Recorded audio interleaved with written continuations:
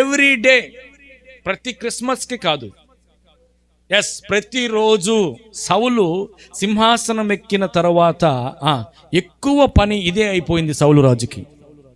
Every day ఏది మర్చిపోయినా సౌలు మాత్రము దావీదు దొరికాడా, దావీదు ఎక్కడున్నాడు, దావీదు దొరికాడా, దావీదు ఎవరికైనా కనిపించాడా, ఇదే పని అయిపోయింది.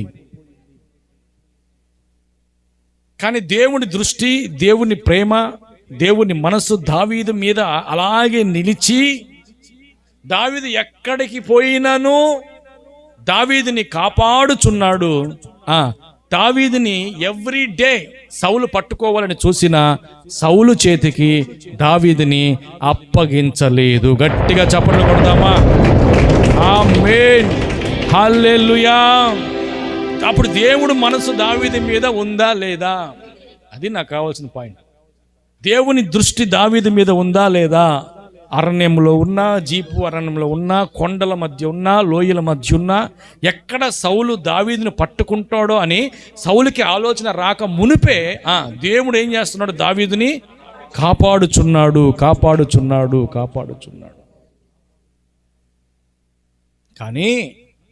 కానీ దావీదుకి శ్రమ ఉందా లేదా? దావీదుకి శ్రమ ఉందా లేదా? అందుకే పరిశుద్ధాత్ముడు అంటాడు, దేవుడు నీకు తోడై ఉంటే నీకు శ్రమ. హల్లెలూయా, హల్లెలూయా. నీ పక్కన వాళ్ళతో చెప్పు విశ్వాసంతో,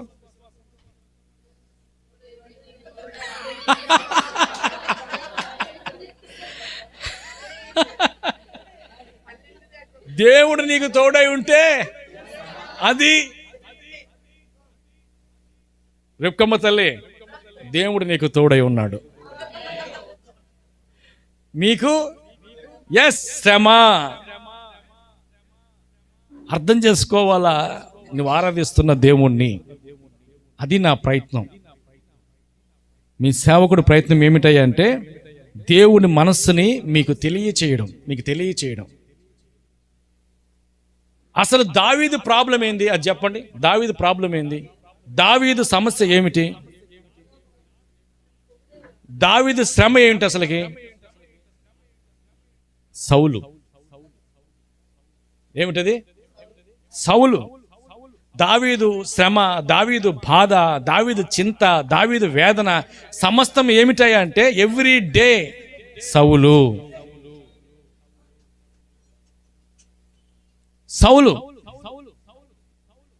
ఇప్పుడు నీ కాళ్ళకి ముళ్ళు గుచ్చుకుంది. ఏం గుచ్చుకుంది? ఆ బాధ పోవాలంటే ఏం చేయాలా? దాన్ని అలాగే ఉంచుకుంటే నువ్వు చక్కగా నడవగలుగుతావా? ఎట్లా నడుస్తావు? నువ్వు చక్కగా నడవాలంటే, నీ శ్రమ పోవాలంటే, నీ బాధ పోవాలంటే ముళ్ళును ఏం చేయాలా? కానీ నువ్వు ఆరాధిస్తున్న దేవుడు ఎలాంటి వాడో తెలుసా? ముళ్ళును అలాగే పెడతాడు. చూడండి, వాక్యము చదివేటప్పుడు చాలా ఇన్నసంపుగా ఉంది. దావీదు ఎక్కడికి పోయినా దేవుడు కాపాడుతున్నాడు. ఎవ్రీ డే సౌలు చేతికి దావీదుని అప్పగించలేదు. అసలు దీని బదులు శ్రమ ఏంటి? సౌలు. బాధ ఏంది? సౌలుని తీసేస్తే పోద్ది కదా. అది నా పాయింట్. ఇప్పుడు నీ ఆలోచన కూడా అదే, నా ఆలోచన కూడా అదే. సమస్యను ఏం చేయాలా? అదే కదా నువ్వు అడుగుతున్నావు ప్రార్థనలో దేవుణ్ణి. విశ్వాసులారా, నీతిగా నిజాయితీగా చెప్పండి, ఈ శ్రమను తీసే ప్రభా, ఈ బాధను తీసే.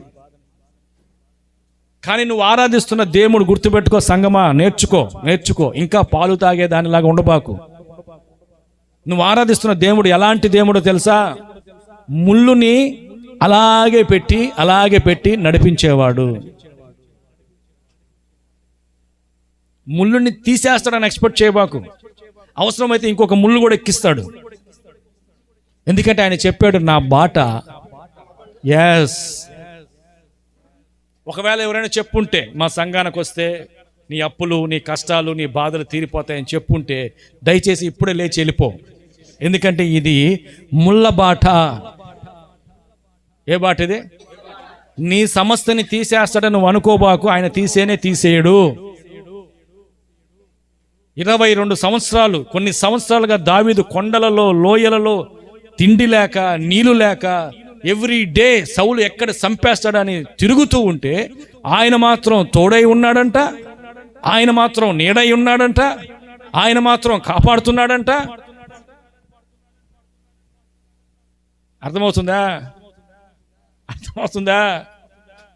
పౌలు అంటాడు ఏమన్నాయి అంటే, అయ్యా ఈ ముళ్ళు నా వద్ద నుండి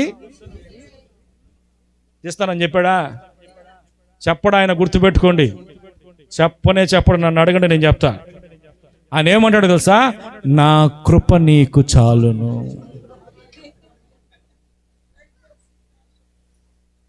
ఏమంటాడు? నా కృప నీకు చాలును. హల్లెలూయా.